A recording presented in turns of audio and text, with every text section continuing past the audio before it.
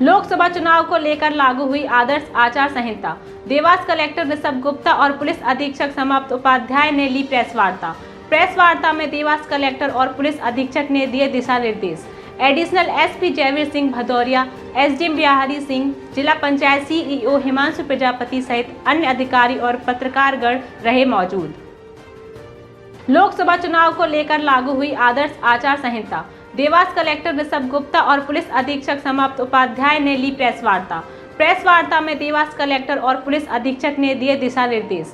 Additional SP Jaiveer Singh Bhadauria, SDM Bihari Singh, जिला panchayat CEO Himanshu Prajapati सहित अन्य अधिकारी और पत्रकारगण रहे मौजूद।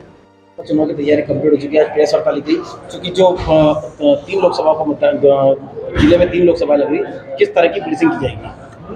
लोकसभा चुनाव शांतिपूर्वक और भयमुक्त माहौल में कराने के लिए देवास की पुलिस कटिबद्ध है। इसके लिए अपनी पूरी तैयारियां कर ली गई हैं। इसमें लगभग 4,500 का फोर्स का हमारा डिप्लॉयमेंट होगा और 270 क्रिटिकल मतदान केंद्र जो विभिन्न बिंदुओं हैं उनके आधार पर बनाया गया है। साथ ही साथ इसमें 18 पैरामिलिट्री की कंपनियां मांगी जा रही हैं, 2 एसएफ की मांगी जा रही हैं, कुछ होमगार्ड बल की भी डिमांड की गई है। तो पूरे ये फोर्स के साथ इसमें कार्रवाई होगी। साथ साथ जो संपत्ति विरूपण की कार्रवाई है, अवैध शराब मूवमेंट पे कार्रवाई है, कैश का सीजर है, उसमें अपने FST SST के नाके लगने हैं जो पूरे ज़िले में 30 जगह लग रहे हैं। इन सभी पे भी कार्रवाइयाँ लगातार की जाएंगी। जो भी हथियार हैं ज़िले में लोगों के लाइसेंस शुदा, उनको जमा करने का भी आदेश सभी को दे दिया गया। हथियार भी जल्द ही जमा करा लिए जाएंगे। साथ ही साथ जो शिकायतें प्राप्त होती हैं आयोग के, माननीय आयोग के ऐप के माध्यम से या सीधे प्राप्त होती है, उन शिकायतों पर भी प्रभावी कार्रवाई की जाएगी। ओवरऑल हमारी तैयारी चाक चौबंद और बेहतरीन है और भयमुक्त माहौल में चुनाव करा लिया जाएगा। विधानसभा चुनाव में देखा गया था चेक पोस्ट यहाँ पे कैमरे की मदद ली गई थी, क्या लोकसभा में उपयोग करेंगे? हाँ, लोकसभा में भी कैमरे की मदद ली जाएगी। जो चेक पोस्ट है वहाँ पे भी रहेगी। साथ साथ जो हमारी टीमें रहती हैं वो भी जहाँ जहाँ जरूरत पड़ता है रिकॉर्डिंग करती हैं।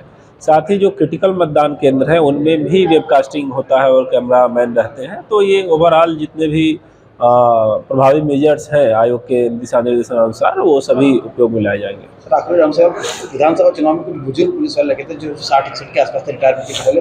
कई पुलिस कर्मियों की तबियत भी खराब हुई थी, क्या लोकसभा चुनाव में उनको वापस लगाएंगे या फिर उन्हें ड्रॉप किया जाएगा?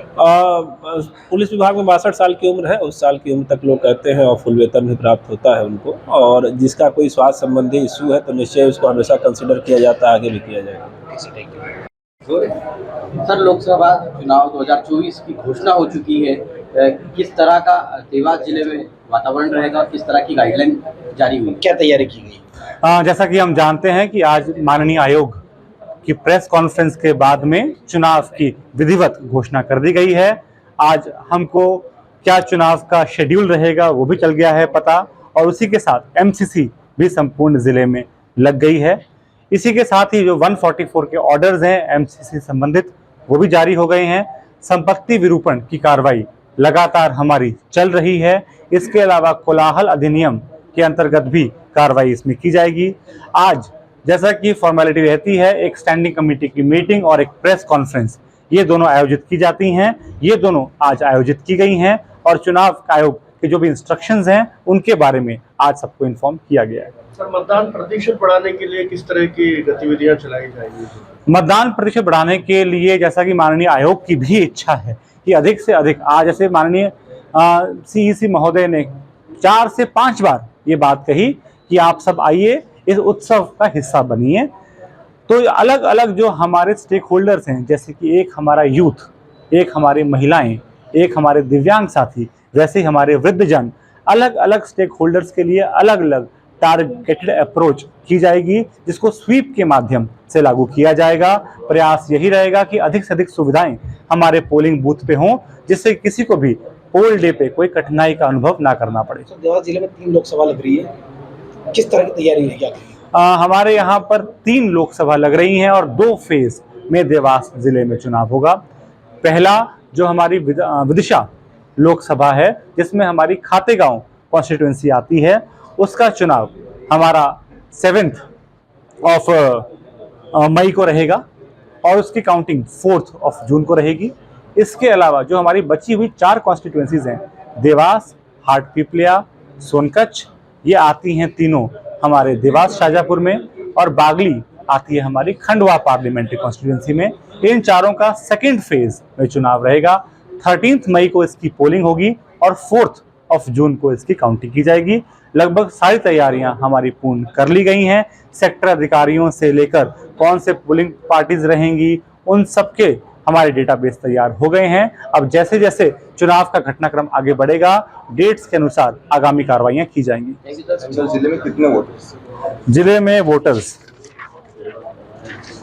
हमारे जिले में कुल 12,17,000 वोटर्स हैं, जिसमें 6,20,000 पुरुष, 5,96,000 महिलाएं एवं 13 अन्य कैटेगरी के वोटर्स हैं।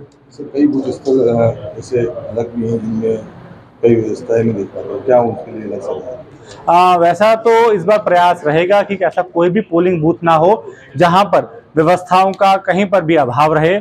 अलग से बूथ लेवल अवेयरनेस ग्रुप्स का भी गठन किया गया है इस बार, जिसमें वहां की local anganwadi, local teachers, local GRS सभी लोग रहेंगे।